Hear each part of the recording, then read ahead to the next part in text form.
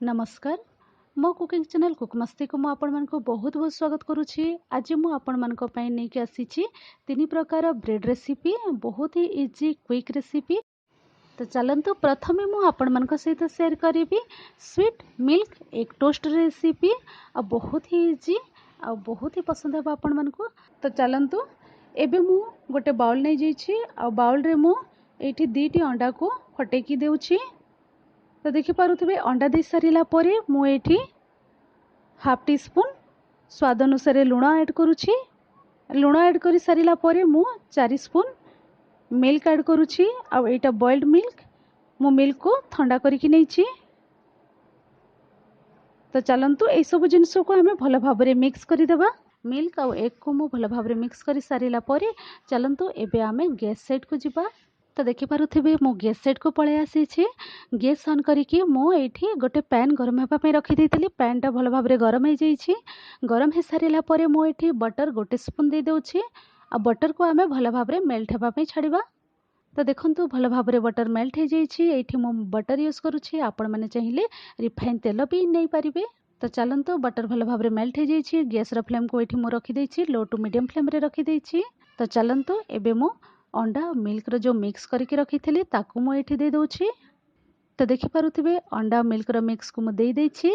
तापरे मु एठी ब्राउन ब्रेड रो स्लाइस नैछि, 2 स्लाइस।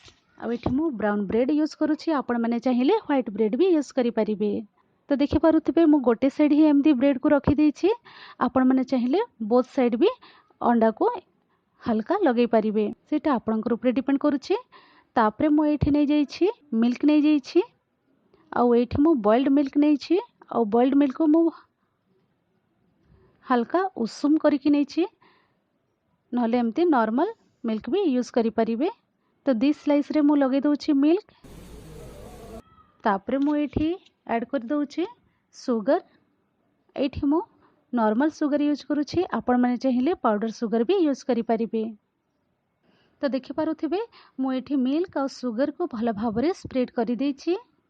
तो चलंतु एबे आमे धीरे अंडा को फोल्ड करि दबा।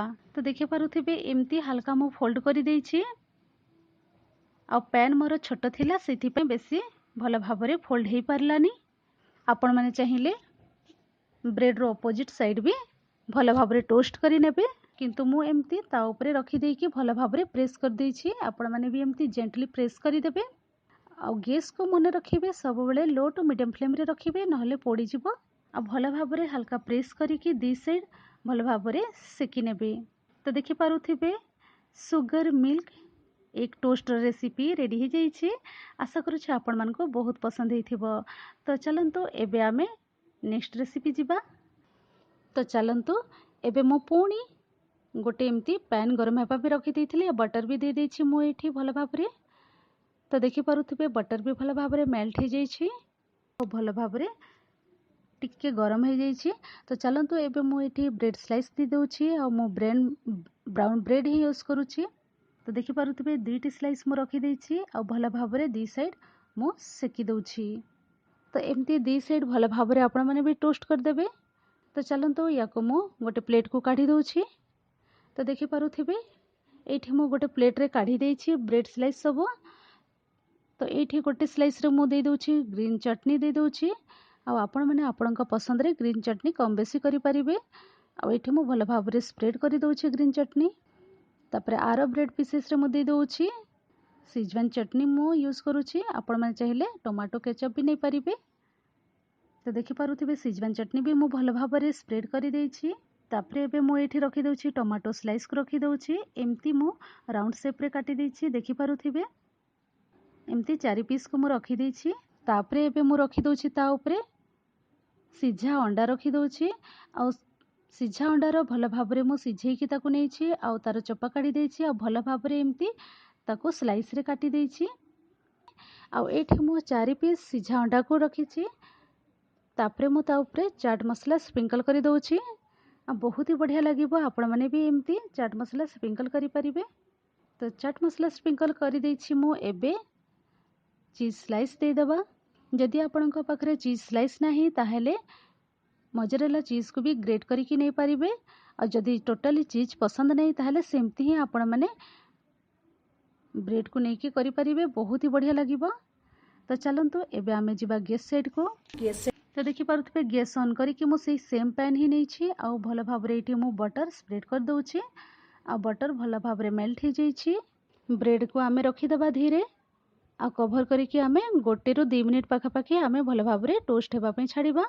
तो मन रखु गैस फ्लेम को ये आपण मैंने रखिए लो टू मीडियम फ्लेम रखिए कहीं आमे आगु ब्रेड को भल भाव टोस्ट करते तो बेसी समय लगभग आठ मु कभर भी लगे देइथिली आ मु दी साइड भल भाव टोस्ट कर देइथिली। तापरे एबे आमे सर्विंग प्लेट रे काढ़ी दबा। जदि बेसी पसंद होता है ताले मोर कुकिंग चैनल कुक मस्ती को निश्चय सब्सक्राइब करेंगे, पाखरे थिबा बेल आइकन को भी प्रेस करेंगे।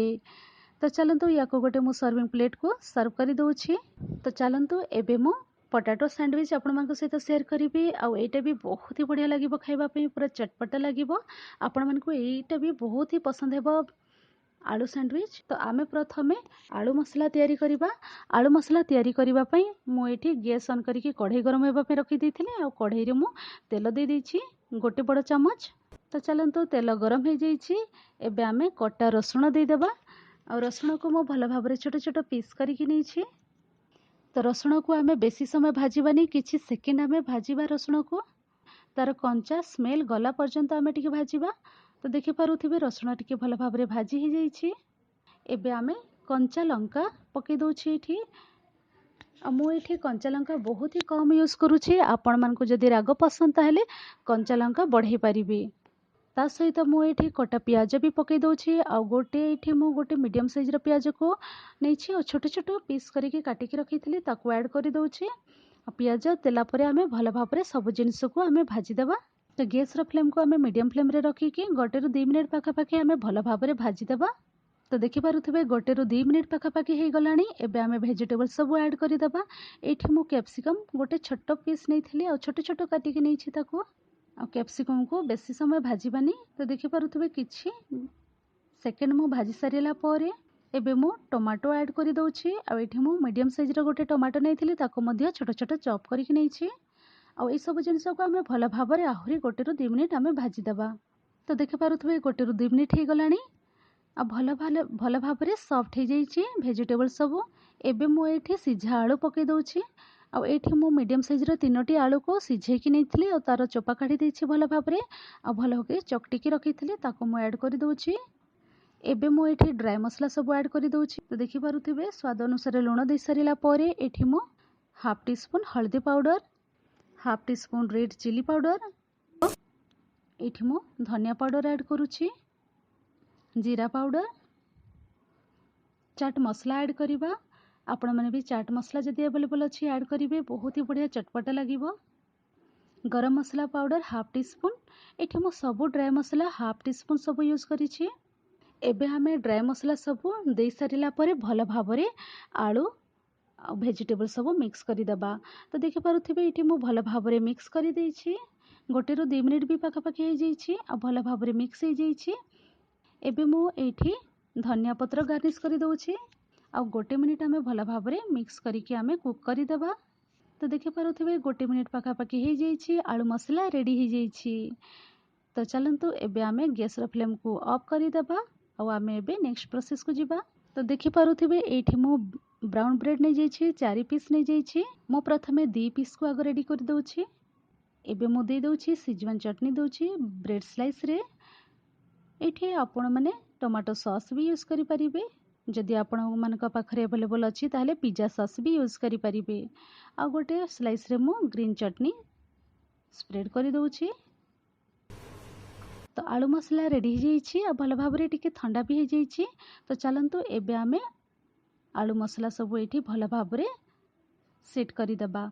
आपण माने आपणकर मन पसंद हिसाब रे आलू मसला कम बेसी करि परिबे। आ एठी मु भल भाव पूरा सेट कर देछि आलू मसला। तो देखि पारुथिबे एठी मु ब्रेड स्लाइस को जोठी मु टमाटो केचप सिजवान चटनी लगैथिली से स्लाइस को मु ता ऊपर रखी देछि। तापरे एमती मु गैस सेट को पळे आसीछि आ पैन गरम हेबा पे रखी देथिली। पैन गरम हे जाइछि आ एठी मु रिफाइन तेल हाफ टी स्पून यूज करूछि। एठी मु रिफाइन तेल यूज करूछि आपण माने बटर भी यूज करि परिबे। आ जोटा मु एठी रेडी करिके रखिथिली आलू ब्रेड मुझे दे दूची भल भाव आम टोस्ट करदे उल्टा पल्टा करी गैस फ्लेम को मु रखीदे मीडियम फ्लेम रे और दी साइड भल भाव आम टोस्ट करदेबा। तो देखिपे पोटाटो सैंडविच रेडी हो जाइए। तो चलते आम प्लेट को सर्व करदेबा। आशा करुच्छे रेसिपी आपको बहुत पसंद हो। जदि बेसी पसंद होता है ताहले लाइक करदेबे, सब्सक्राइब करदेबे चैनल को, आउ शेयर भी करदेबे। तो चलते मु रहिली, बाय बाय, टेक केयर।